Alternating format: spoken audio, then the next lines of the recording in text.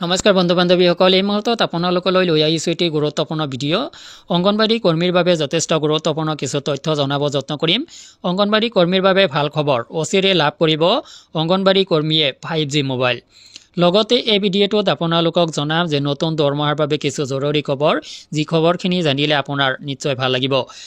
বিস্তাৰিত তথ্য আপোনালোকক এই ভিডিঅ'টো জনাব যত্ন কৰিম মূল ভিডিঅ'টোলৈ যোৱাৰ আগতে আপোনালোকলৈ সৰু এটা ৰিকুৱেষ্ট এনেধৰণৰ ভিডিঅ'বোৰ নিত পাবলৈ চেনেলটোলৈ নতুন ভৰি ৰাখিলে চেনেলটো ছাবস্ক্ৰাইব কৰি ল'ব ৰাজ্যৰ মহিলা আৰু শিশু উন্নয়ন বিভাগে অংগনবাড়ী কৰ্মীক প্ৰদান কৰিব 5G মোবাইল যাৰ বাবে বিভাগৰ পৰা কাম চলি আছে নতুন মোবাইল লাভ কৰি কিছু সকাহ পাব শ্ৰমিকসকলে নতুন মোবাইলৰ জৰিয়তে তেওঁলোকে বিভাগটোৱে চলোৱা আঁচনিসমূহ মাটিত ৰূপায়ণ কৰাত সহজ হ'ব তাত ইয়াতে মানে কামখিনি কৰাত সহজ হ'ব বুলি বুজাইছে শেহতীয়াকৈ মহিলা আৰু শিশু উন্নয়ন বিভাগে ৰাজ্যত গৰ্ভৱতী মহিলাক মুখ স্কেন কৰি ৰেচন প্ৰদানৰ আঁচনি আৰম্ভ কৰিছে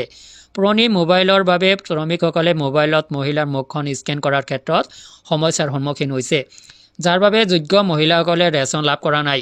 বন্ধুসকল কেৱল এয়া এটা সমস্যাহে কোৱা হৈছে এনেকুৱা হাজাৰ সমস্যাৰ মুখামুখি হৈছে একোগৰাকী অংগনবাড়ী কৰ্মী আৰু এই সমস্যাখিনি অৱশ্যে মোতকৈ আপোনালোকে যিসকলে কৰ্মী সেইসকলে গম পায় যে কিমানখিনি কাম আপোনালোকে কৰিব লগা হৈছে যি কামখিনি আপোনালোকে পূৰ্বৰ মোবাইলেৰে কৰিব পৰা নাই কি অসুবিধা আপোনালোকে লাভ কৰিছে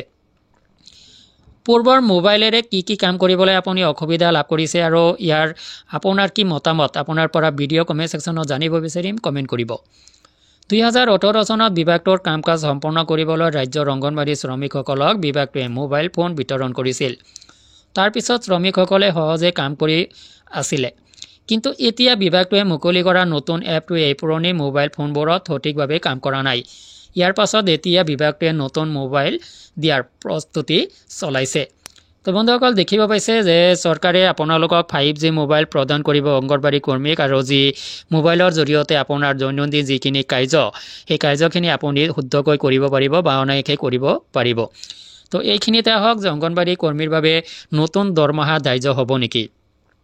আৰু ইতিমধ্যে আপোনালোকক জনোৱা হৈছে আগৰ ভিডিঅ'বিলাকত যে গুজৰাট উচ্চ ন্যায়ালয়ৰ যি ৰায় সেই ৰায়খিনি 6 মাহৰ ভিতৰত কাৰ্যকৰী কৰিবলৈ কোৱা হৈছে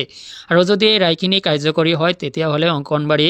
একোগৰাকী কৰ্মীক তৃতীয় শ্ৰেণী আৰু সহায়িকাক চতুৰ্থ শ্ৰেণীৰ পদমৰ্যাদা দিয়া হ'ব আৰু এই পদমৰ্যাদা পোৱাৰ লগে লগে আপোনাৰ দৰমহা কিমান হ'ব আপুনি অৱশ্যেই গম পাব পাৰিছে তো বন্ধুসকল যদি এই নীতি বা এই চৰকাৰ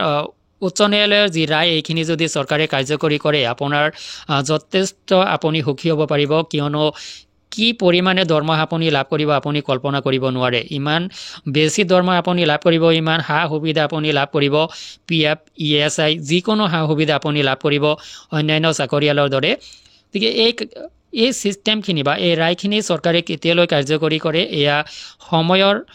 সময়তহে আমি দেখিবলৈ পাম যদি কাৰ্যকৰী হয় তেতিয়াহ'লে কিন্তু আপোনাৰ যথেষ্ট আপুনি সকাহ লাভ কৰিব অংগনবাড়ী কৰ্মী সহায়িকা হিচাপে তো বন্ধুসকল ভিডিঅ'টো সংক্ৰান্তত সামগ্ৰিক দৃষ্টিত আপোনাৰ কি মতামত থাকিব পাৰে ভিডিঅ' কমেণ্ট ছেকশ্যনত কমেণ্ট কৰিব